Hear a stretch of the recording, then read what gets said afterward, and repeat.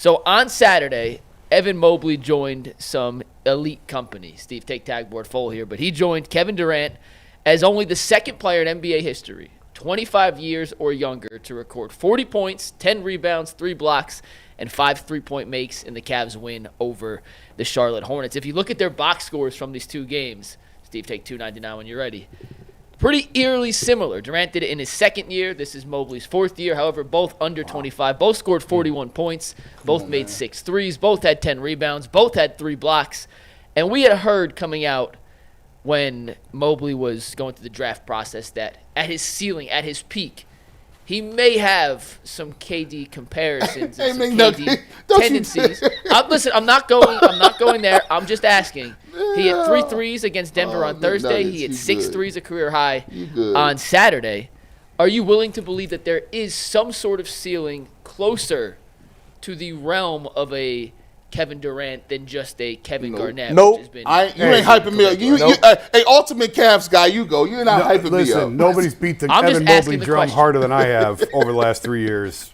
You ain't catching me with this. No, this is a reach. Yeah. I'm just asking the question. I didn't say it. I mean, he could be tougher than Kevin Durant, who's soft as Charmin. No. Off the court, at least. There will be no. There will.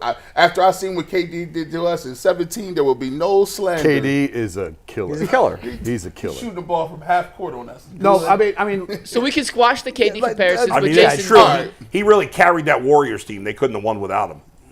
All right, whatever. He's a really good player. Of course he is. He's freaking awesome. Incredible shooting display from Mobley, though, who does look more and more confident by the game. And that's what matters. Like, he doesn't have to be Kevin Durant, but you're seeing him grow into everything that when he was coming out of the draft, everyone thought he could be, and it's finally coming together for him, and it's great to see. I'd be thrilled with the Anthony Davis / Chris Bosh, and those aren't really the same because Chris is more of a 3-point shooter. I still think Bosh is probably a better, more realistic ceiling for him than KD, and that's pretty doggone good. You know, what's interesting, too, is like before Kevin Durant, there really wasn't anyone we compared Kevin Durant to, did we? Nobody that was that big could shoot like he could. Yeah, Kevin Garnett and play the way he could. But Garnett didn't shoot that many threes. But it was just more like, okay, well, he kind of looks like him. He's got some skill set that's similar. But like to me, I don't even like Mobley's different than those guys. Like, yeah, he's long, he's tall, and he's skilled like a Durant. But Durant is just a fluid athlete. Like he's a different type of athlete. He's smooth. And so like there's a chance like maybe what if Mobley creates his own? Like people were like, oh, it'd be like Evan Mobley in 10 years from now. Like I think this guy is special, but we don't have to put limitations on him or comparisons onto these other players. I don't think it's fair to him and his growth. Man, there was a topic. I was racking my brain when I seen the rundown at home. I was like, man, McNuggets had this topic. It was like, what's more likely, Evan Mobley hitting like? I had 7 threes in a game. Right. And y'all laughed at me. But what was we all took the threes. What was the other alternative though? I'll find it. Hold on. Because I was like, as soon as I saw the topic, I was like, it was. I was like, I know McNuggets. 7 threes or 100-point game. No, it wasn't that. But it was Evan Mobley recording a quadruple double or hitting 7 threes in a game. Yeah, well, 7 threes in a game. Well, now it's 7 threes. We killed you for that, but. When I saw him pulling up, we all said the 7 threes, by the way. Yeah, by the way, we did. We say, but then we said there was like a 0.5% chance because we looked up at how many threes he's shooting in a game. It's like 3. Yep. And I'm gonna tell you what, games like this do one or two things. Either that gives you the ultimate green light where you start taking bad shots, or it just opens his mind up to being like super aggressive and being like, oh no, I need to be the number 2 option. Then he sprained his ankle last night. Yeah, what's the status? They don't play again until Friday. I was salty. It was a back-to-back. Yeah, so I'm sure he'll get treatment today. They'll be off today. They're staying in Miami till Wednesday, by the way. Oh, they are? I didn't know that. Enjoying a few days in the Miami weather. Well, they're off because of the NBA Cup, right? Yes. Yeah. So that sucked a little bit because I wanted to see how he would bounce back the next game. Because when I was watching it, I go back and watch and listen to the opposing teams announcing, just to see, because you be watching the Cavs, they be homers, right? So I like to go back and check them out. On that league pass? Yeah. Hey, the Hornets staff was like, hey, this Evan Mobley, Hey.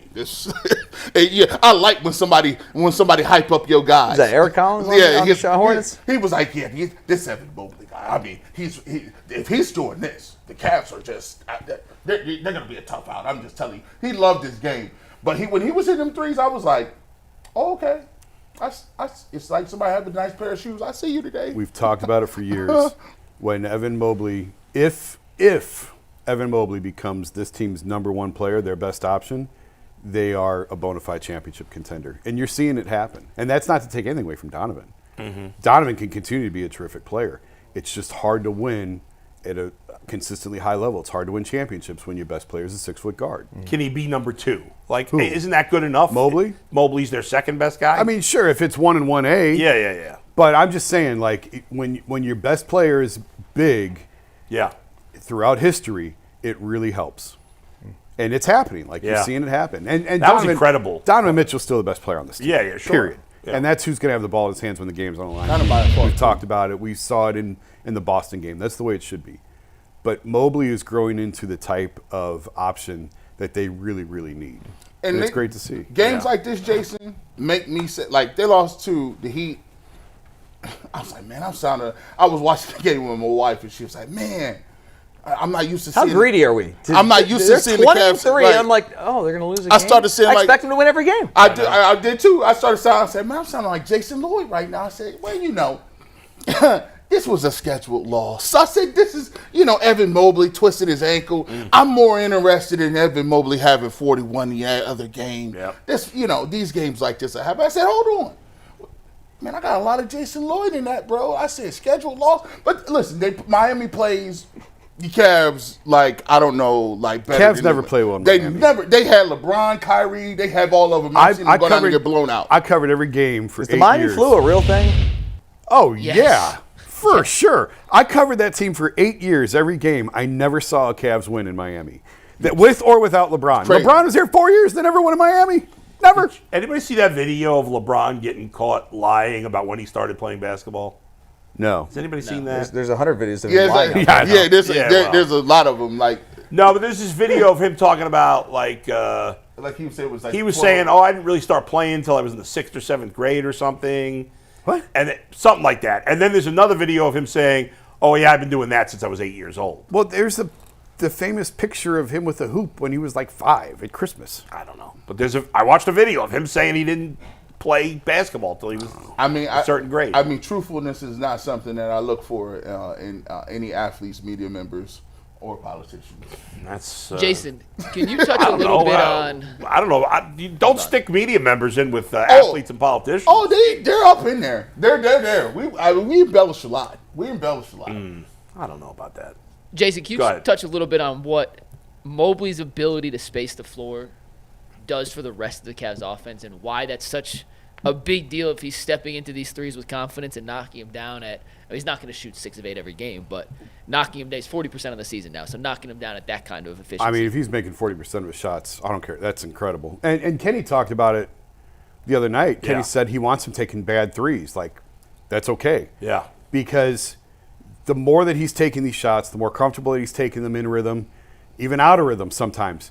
You have to draw the defense. Because right now, teams are going to view Evan Mobley shooting threes like we've seen them defend Isaac Okoro shooting threes for the last couple of years. Half-hearted. No one's going to respect it, and whatever big he's on is going to give him that shot, and they're going to stay in the lane.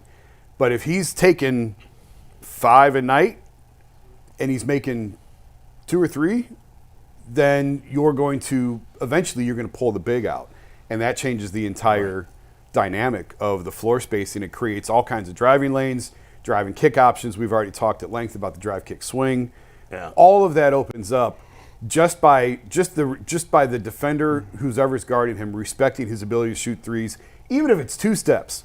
2 or 3 steps can make all the difference in the world. In that post-game press conference that you talked about on Thursday when they beat Denver, Thursday, he specifically talked about some of the big guys that are good defenders on other teams and how that's why it's so important to get them out of the paint. And I thought that'll be big come playoff time. And I thought Donovan was really good talking about one of the things that he worked on with Evan over the summer was getting his feet set quick.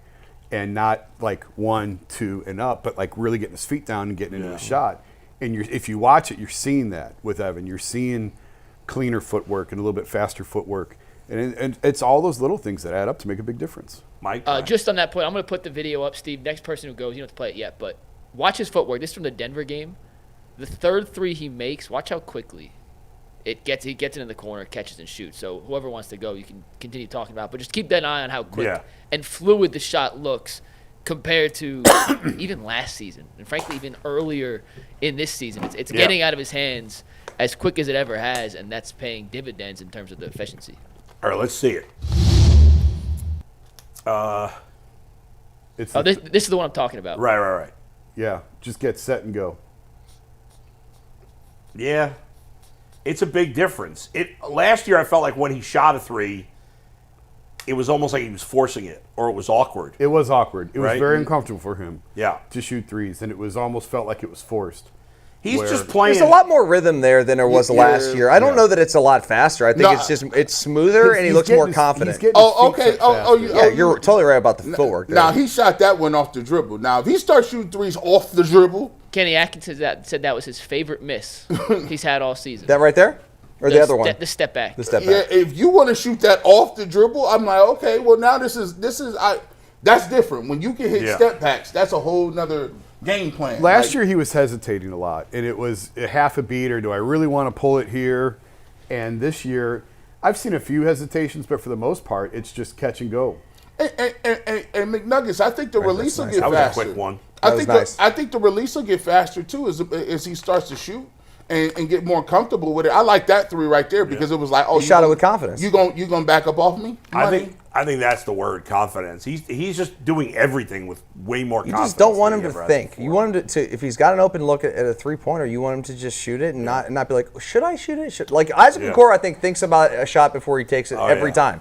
I think that Mobley used to be that way, not this year. And this is an important piece. The three-point shot's a really important piece, but it's not all of it. It's just the overall aggressiveness that we've seen of him attacking the basket. We've talked about it before. His usage rate's the highest of his career. It's just being more demanding of the ball, being more aggressive when he has the ball, and knowing where he wants to get with it. He just looks like a completely different player. Note to self, guys, if you got a kid and he's like 6'6", do not have him playing with his back to the basket. You better get him some skill sets, bro. Like all that hanging around, picking and screening. You better be able to get your own shot, get to the dribble. So, I like the development. As we were paring down the sports with AJ, I told him, like, listen, dude, you're best at your ceiling with basketball. You're going to be 6'1" with a busted jumper. This is not your sport. Pick something else. There is no future for you in basketball. Ain't no future in front.